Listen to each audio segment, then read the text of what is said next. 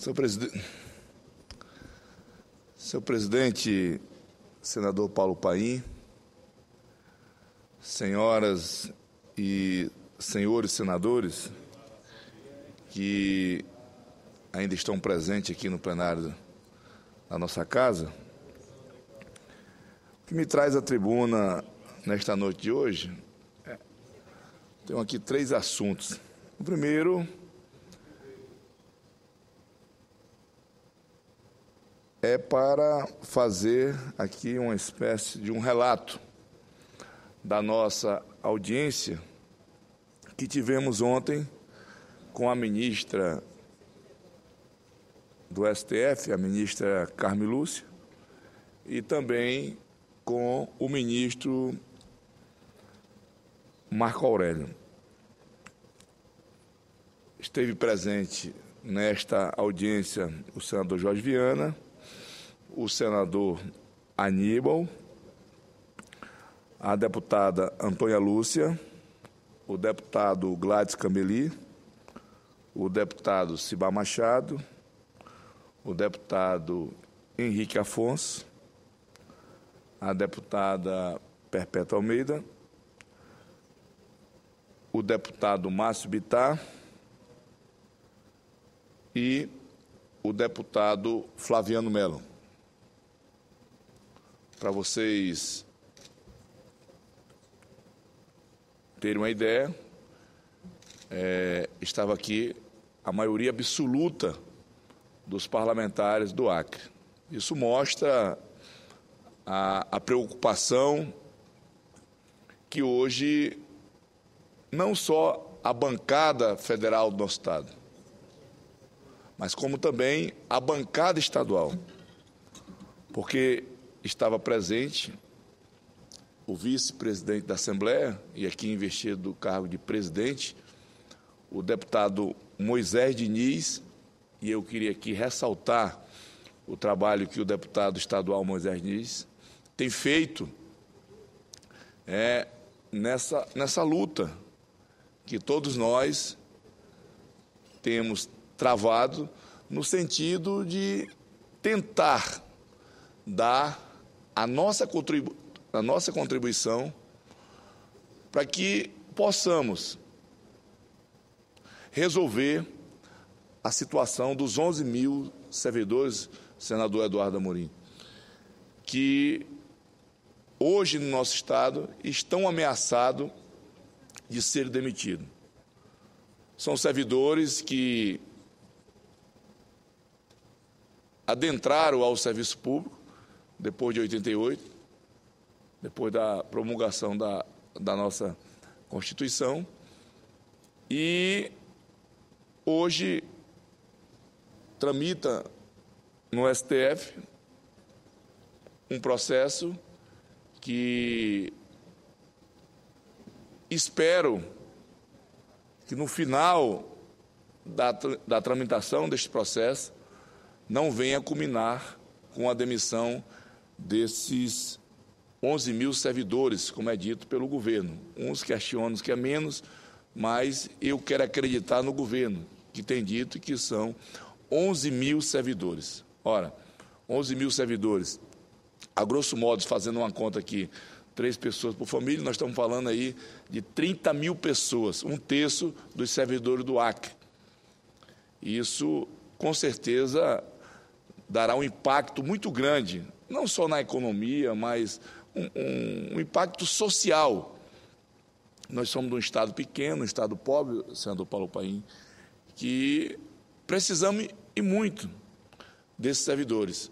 E lá, nessa audiência, tivemos um relato do ex-governador e hoje deputado federal Flaviano Melo, que foi governador do Estado, fez um relato aos ministros, tanto a ministra Carmen Lúcia, como também ao ministro Marco Aurélio, que ele fazia uma avaliação, porque ele pode falar como ninguém, porque ele foi governador do Estado.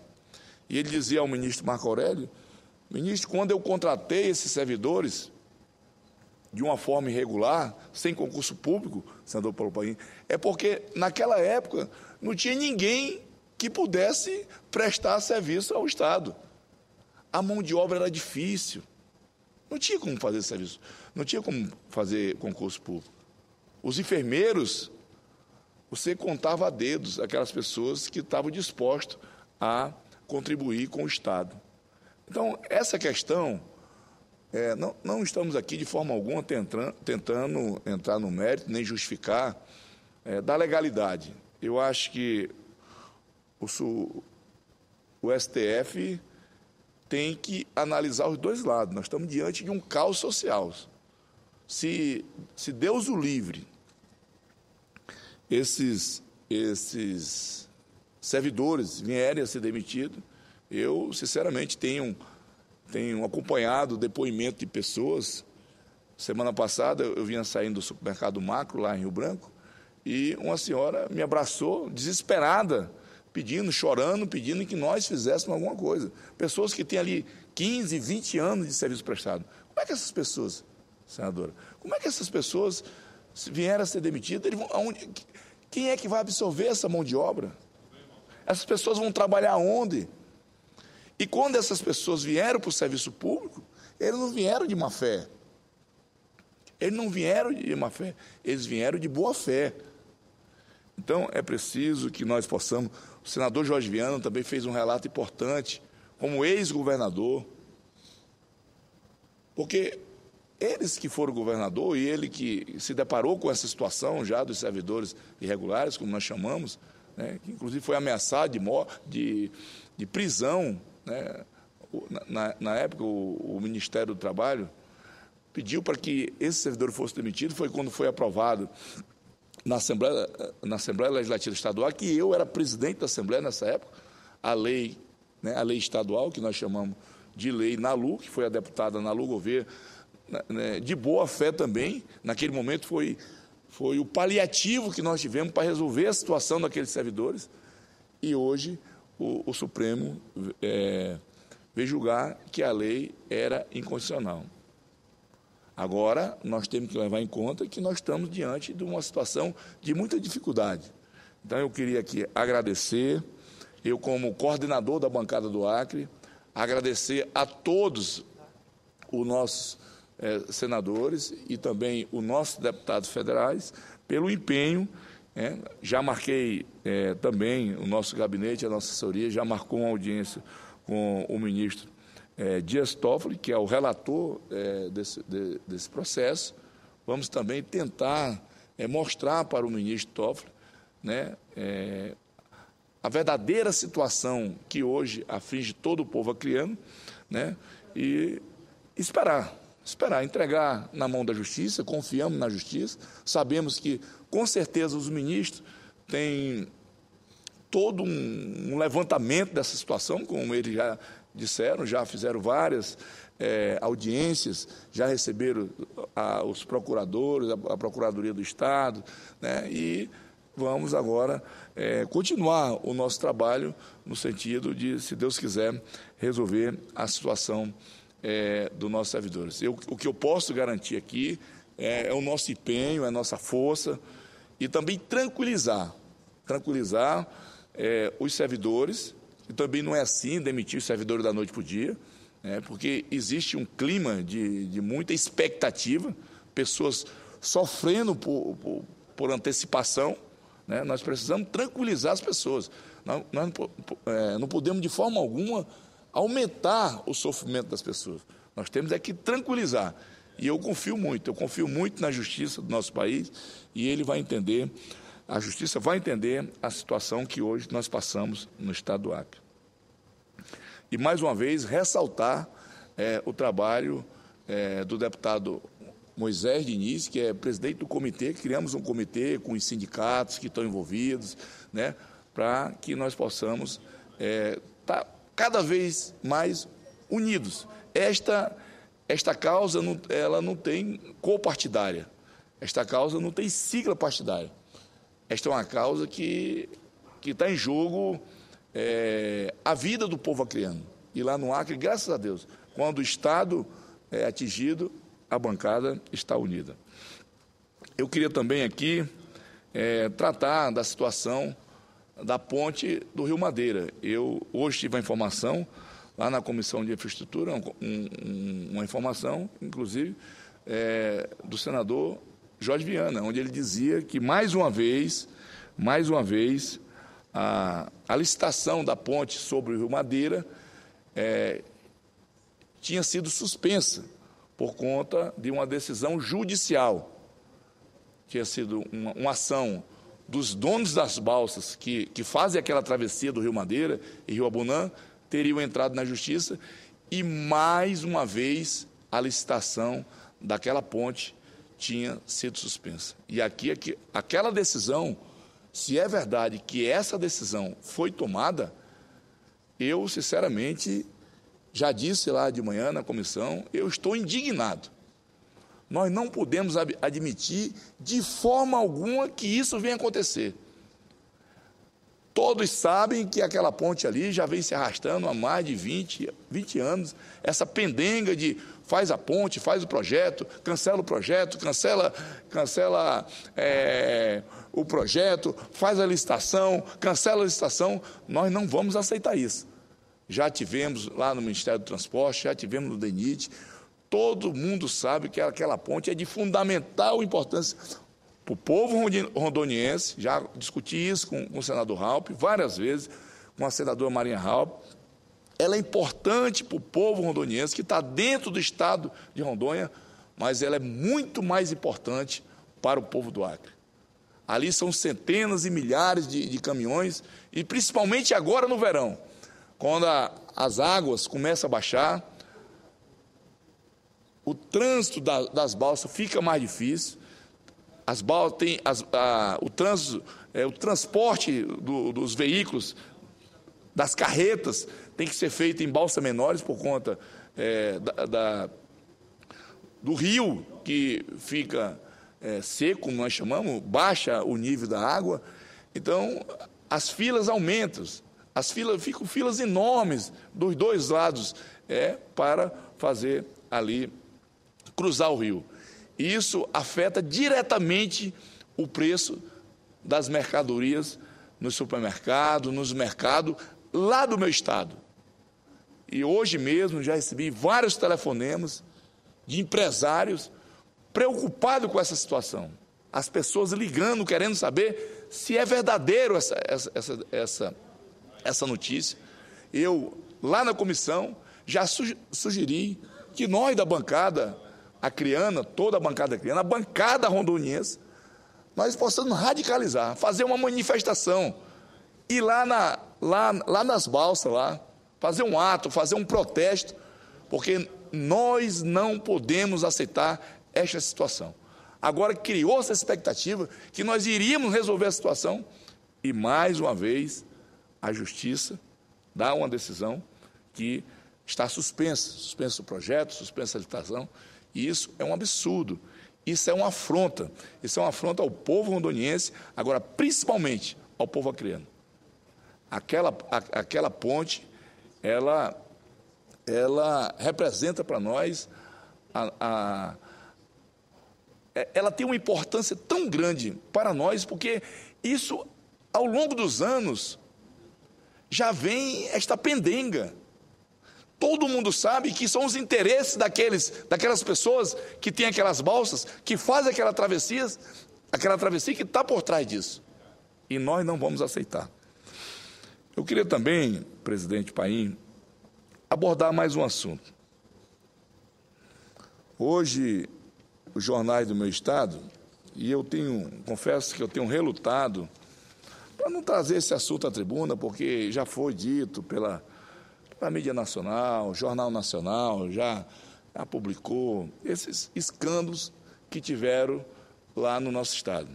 E hoje, para minha surpresa, mais uma vez, houve um ato lá na Assembleia Legislativa do nosso estado, os servidores da Constituição Civil fizeram um ato lá, segundo aqui a imprensa, e foram até a Assembleia. E o presidente da Assembleia, deputado Elcio Santiago, mais uma vez, ele que com certeza fala com a orientação do governador, não tenho dúvida disso, né? Até porque ele fala pouco, e dessa vez falou com a orientação do governador, onde ele diz que, está aqui a nota do jornal, tem gente da nossa bancada federal em Brasília forçando o Tribunal de Contas da União a embargar as obras da Cidade do Povo. Mas nós iremos lutar contra essa injustiça, afirmou o presidente do Poder Legislativo do Estado do Acre. Ora, essa obra que o governo chama de Cidade do Povo é a mesma obra que a Polícia Federal, em uma das suas degravações, ela mostra que os empresários estavam fazendo um acordo para diminuir, já são casas pequenas, Cidade do Povo são casas pequenas, diminuir o tamanho da casa, né? Diminuir o tamanho da casa, mas o governo iria pagar como se estava no projeto. Um esquema que a Polícia Federal investigou, constatou com as gravações, né?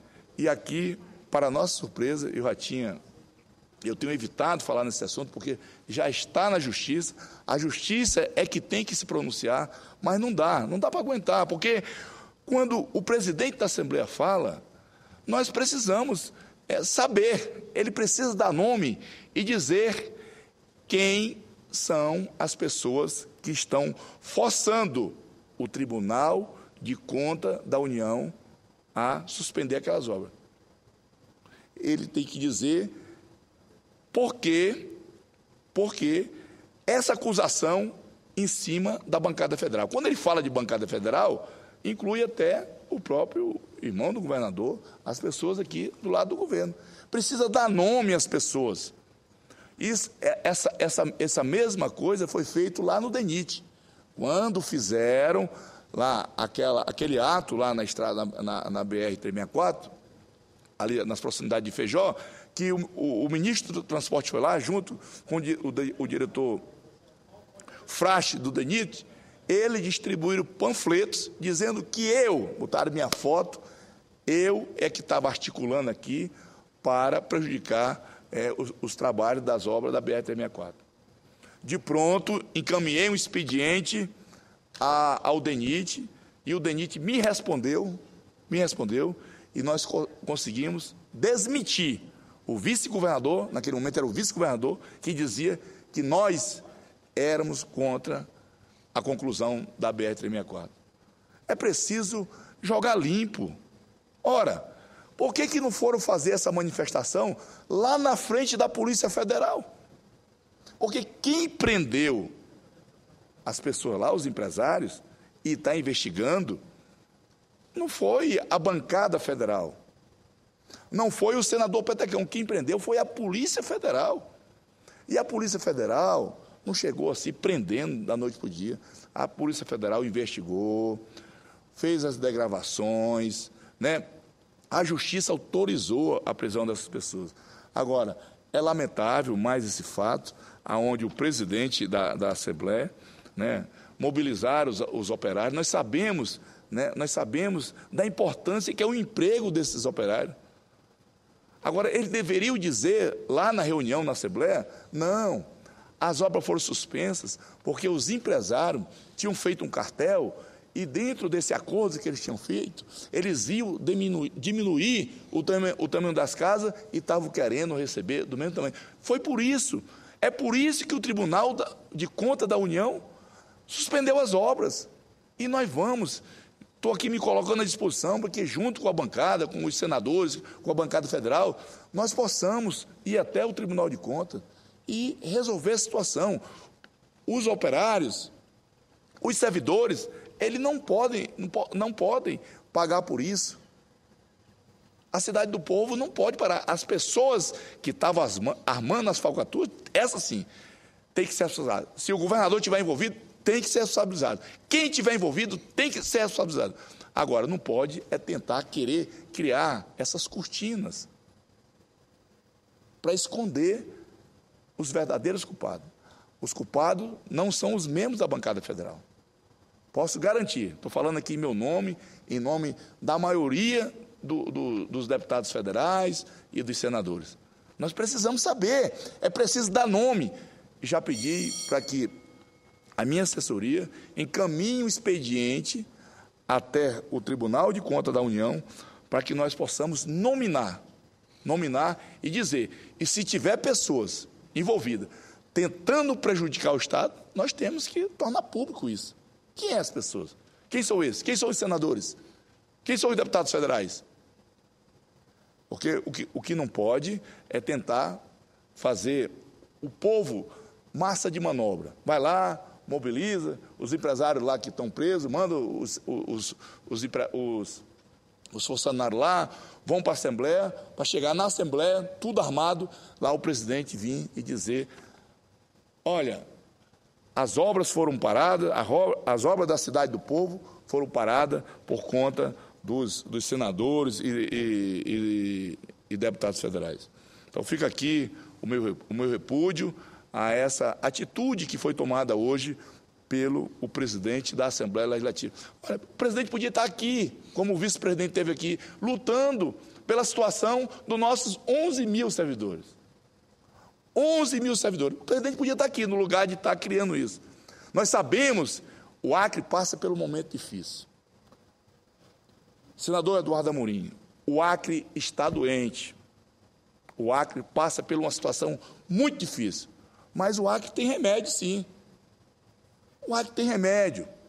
A doença que eu falo não é a doença do hospital, não. É a doença da corrupção, a doença da perseguição. Mas isso tem remédio. O senhor vai ver como isso tem remédio. Então, aqui fica, mais uma vez, o nosso repúdio.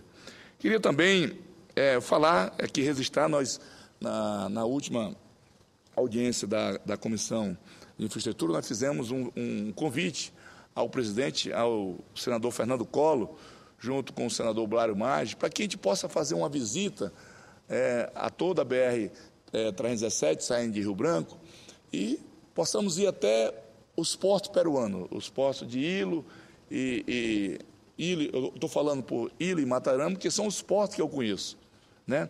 Para que nós possamos, de uma vez por toda, eu tive agora em Lima, conversando com o nosso embaixador, e ele fazia um relato, né? Eu fiz alguns questionamentos, e ele fazia um relato da preocupação. O presidente Lula esteve lá agora em Lima, e ele também foi cobrado, porque criou-se a expectativa que aquela BR ia ser uma BR, uma estrada, aonde seria o grande corredor de exportação do nosso país para o Pacífico, para os portos do Pacífico.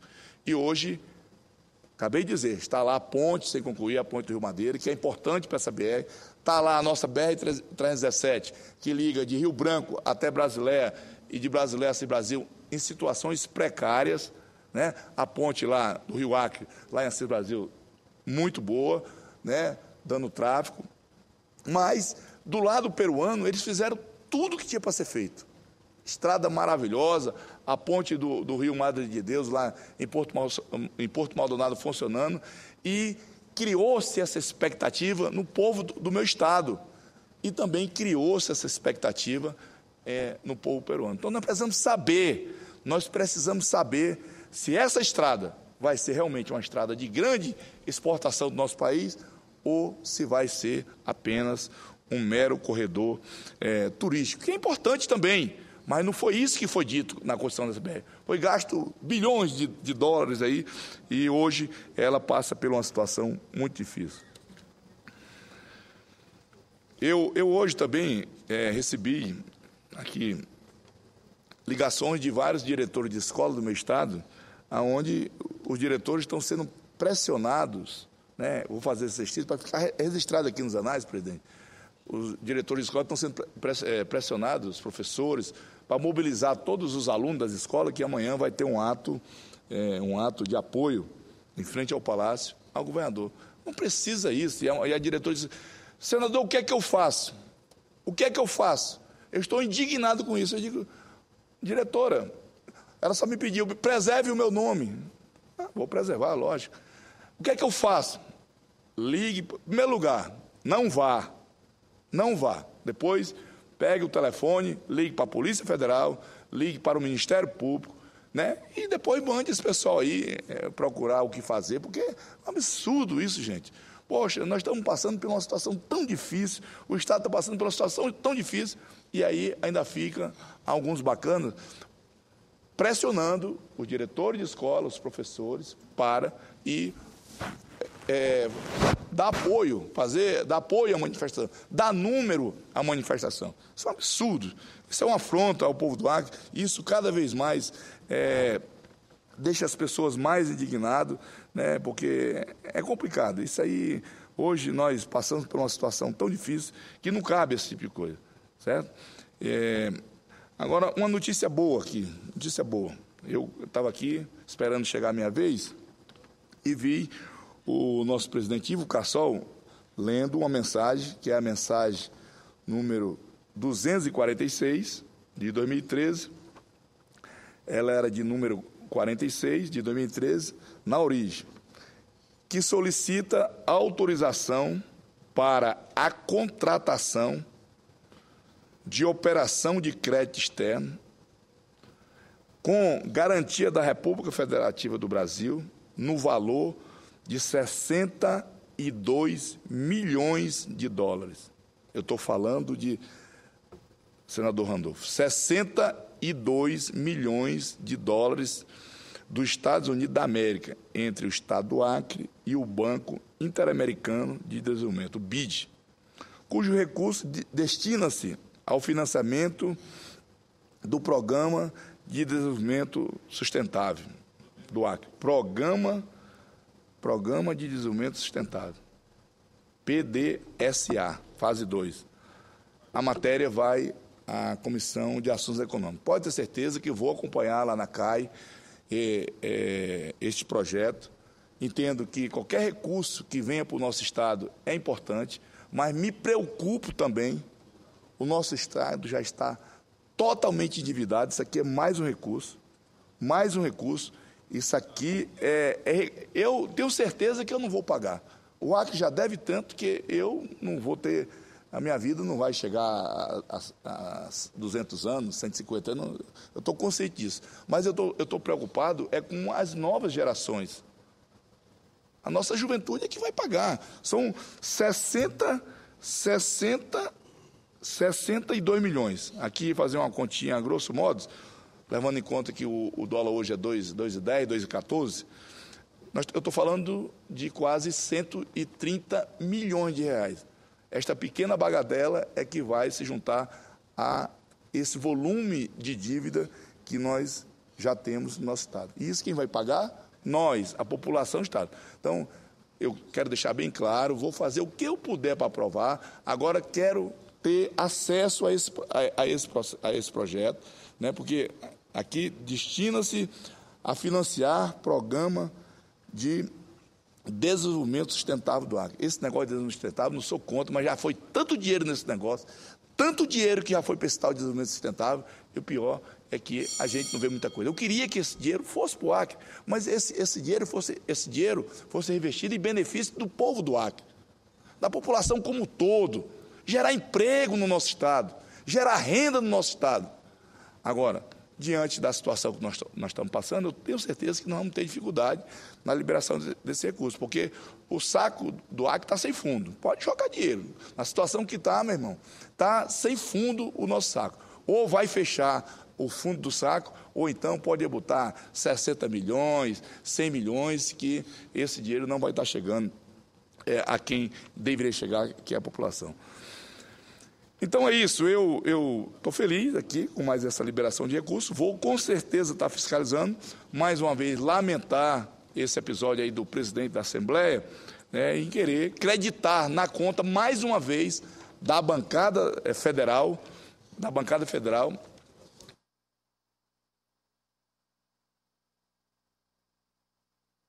todo mundo, quem é contra, gente? Quem é contra a construção de casa própria? Quem é contra a geração de emprego? Não adianta que isso não cola, você tentar colocar isso na cabeça do povo, isso não cola. O que tem que fazer é responsabilizar essas pessoas que estavam por trás desse antro de corrupção que foi estabelecido no nosso Estado. E aí sim, aí pede o apoio da população de novo, com certeza a população vai apoiar e vamos tocar o nosso Estado. O nosso Estado é um Estado pobre, é um Estado humilde, que precisa e muito. Sabemos que o Estado está doente, o Estado do Acre está doente e com uma doença grave. Agora, nós temos o remédio para que, se Deus quiser, nós possamos curar o Acre. Obrigado, presidente.